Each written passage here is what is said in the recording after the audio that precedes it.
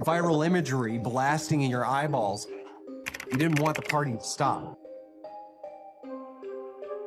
Under the username Moot, Christopher Poole launched 4chan. Poole was inspired by the Japanese image board 2chan and the American image board Something Awful. He wanted to create a platform where people could post images and discuss various topics anonymously. You could say whatever you want, and it was not associated with you. Like, nobody knew who you were anonymous. It has been the birthplace of numerous internet memes, such as Rickrolling and LOL cats, and has played a role in various online movements and controversies. So without further ado, let's get started and explore the story. In the opening moments of this story, a defeated-sounding statement sums up the issues it has yet to delve into. You can fix code. You can't fix people. You can fix code. You can't fix people. I always like to say that the weakest part of it. It begins with images of January 6th, before introducing its primary subjects. Country, we want it back! Stop the steal! Numerous hackers and former 4chan users who came of age on anonymous image boards.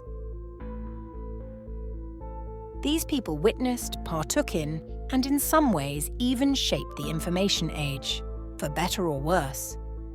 Though they don't look back at their journeys through rose-tinted glasses. Jones and Angelini conduct their interviews largely in their subjects' cramped personal spaces. January 6th, using an inciting incident of some anime nerds in 2003, creating an anonymous message board called 4chan. In which they're surrounded by modern tech, with dim neon lighting that both draws the eye and hammers home a sense of futuristic possibility. However, the optimism in their recollections of frequenting Japanese-style chan boards in the 2000s turns quickly to regret. Their voices betray a sense of hesitance. このインターネットがですね、犯罪の温床になっていることは、結局匿名なので無責任な発言。Give us your opinions on how 4chan should be used. So how did we get here? The story traces how 4chan, over the last 20 years, pioneered an online universe where outrageous satires, jackass stunts, and a free-floating, impotent political rage could fuse into an outlaw stance of permanent rebellion.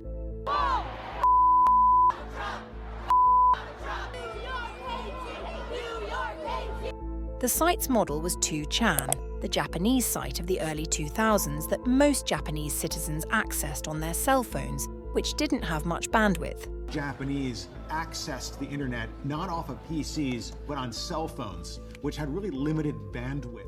That was part of what gave rise to the emoji, and to the idea of a bulletin board grounded in anonymity. A teenager named Christopher Poole downloaded a copy of 2chan's software under his username Moot, and, in October 2003, launched an English version called 4chan. Found this website called Futaba Channel. What I did is I took it, I translated it into English, and I stuck it up for my friends to use. It was jammed with cartoons, videos, and what would come to be known as memes. It was catchy, extreme, blasphemous, at times reactionary stuff, driven by a Darwinian spirit. The most outlandish posts got the most clicks. The first official 4chan panel took place in 2005 at Otakon, an anime convention in Baltimore, and it was there that Moot made his public debut.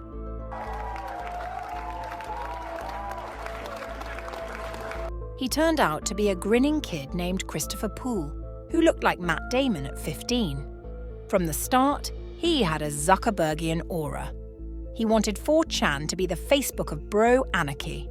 We sincerely hope that everyone will subscribe in order to get more information about the events leading up to 4chan's debut and the conspiracy theories surrounding it.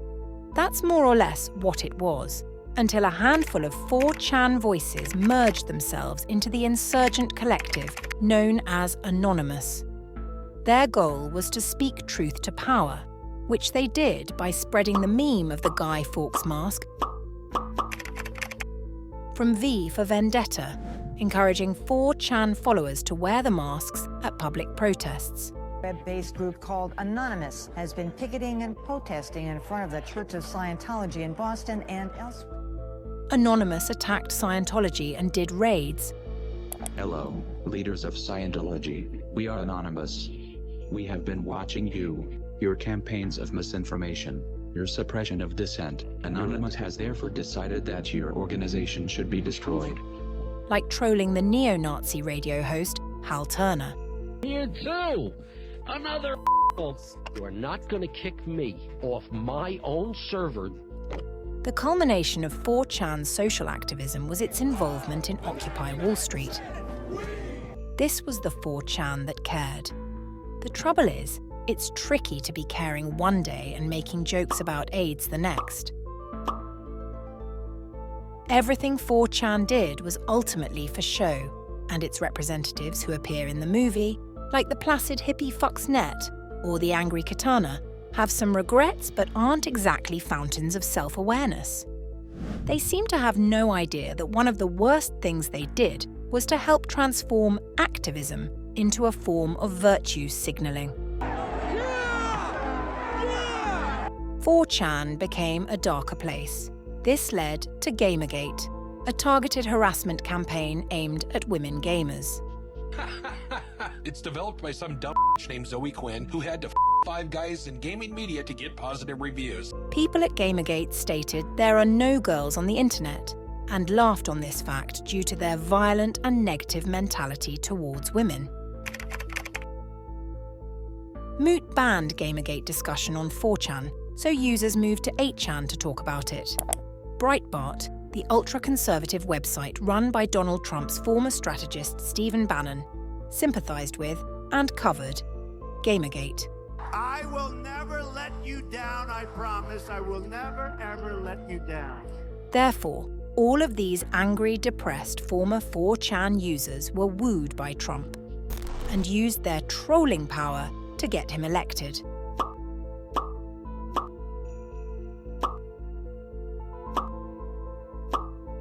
Once elected, however, Trump failed to deliver on his promise to drain the swamp. We're going to drain the swamp of Washington. We're going to have fun doing it. We're all doing it together. Unless, that is, you believed he was secretly battling the evil, paedophilic, blood-drinking Democratic elites behind the scenes.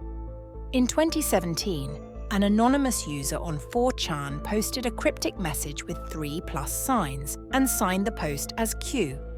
Another 4chan user, Isaac HP, made a YouTube video about the post, which he claimed predicted a Trump tweet that also used a 3++ sign by 7 minutes. Q posted the 3++, and Donald Trump, 7 minutes later, tweeted the 3++. So we know for a fact that Q is real. The idea was that Trump wasn't able to speak freely about his grand plan, but could distribute breadcrumbs via Q.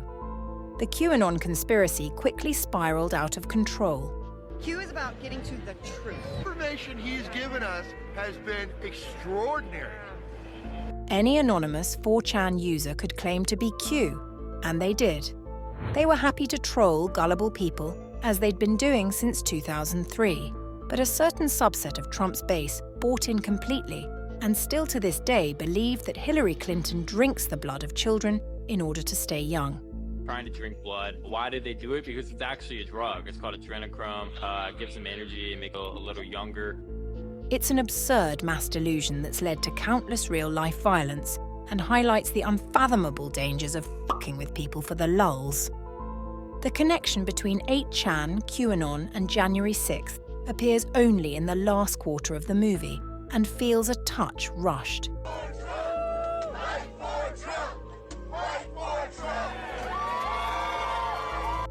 As the doc comes to a close, it gently pushes the point that the secret to undoing all the conspiracy theory damage resulting from 4chan and 8chan is for people to get offline and go touch grass.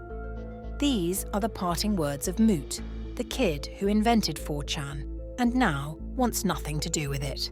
The story gently tells internet addicts, you can graduate from that darkness. It ends on something of a hopeful note, which is itself rather remarkable. How we use these tools, that's the question of the next century. This documentary has an IMDb rating of 6.3. We are pleased that the story has held your interest up to this point. Kindly proceed to the next one. If you're new to the channel, please consider subscribing as a sign of our gratitude. Stay connected.